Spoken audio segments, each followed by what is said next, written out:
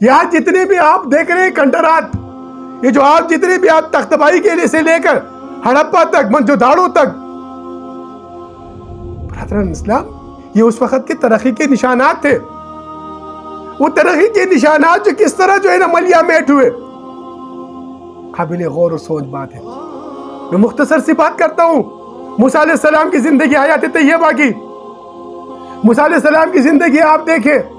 وہ بنی اسرائیل کی قوم جس کو فرعون نے غلام بنا کے رکھا ہوا تھا، ان غلاموں کو موسیٰ علیہ السلام نے وہ کون سا طریقہ اپنایا، وہ کون سا راستہ اپنایا، کس طرح اللہ کی امداد سے آپ نے اس قوم کو جو غلام تھی ان کو فضل من العالمین بنا دیا.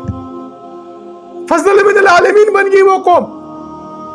کہ وہ قوم الیکشن سے بنی، مادی قوت حاصل کر کے بنی، زمین پر قبضہ کر کے بنی؟ کس طرح فضل العالمین بنی؟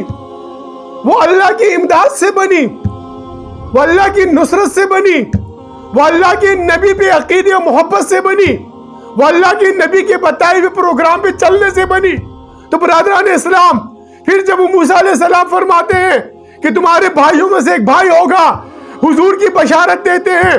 عیسیٰ علیہ السلام حضور کی بشارت دیتے ہیں. ابراہیم علیہ السلام کعبۃ اللہ میں دعا کر رہے ہیں کہ اللہ تعالیٰ اس آخری نبی کو وہ میری آل میں بھیج. جو وہ دعا ابراہیمی ہے، وہ جو حضور نبی کی صلی اللہ علیہ وسلم بشارت عیسیٰ ہے. تو پھر اس نبی کی جو موسیٰ علیہ السلام نے جس قوم کی تذلیل کو کس طریقے سے تضحیق ہو رہی تھی، اس کو اللہ کی امداد سے کس طریقے سے اس کو اس زمین پہ جو ہے نا وہ معظم و مکرم کیا. تو پھر نبی آخر زمان حضرت محمد مصطفیٰ صلی اللہ علیہ وسلم کے بنائے ہوئے بتائے ہوئے طریقے پر آپ کو عقیدے ختم نبوت پر ایمان لانے والوں، پھر آپ کس طرح ان مادی طاقتوں کے غلام بن کے رہے؟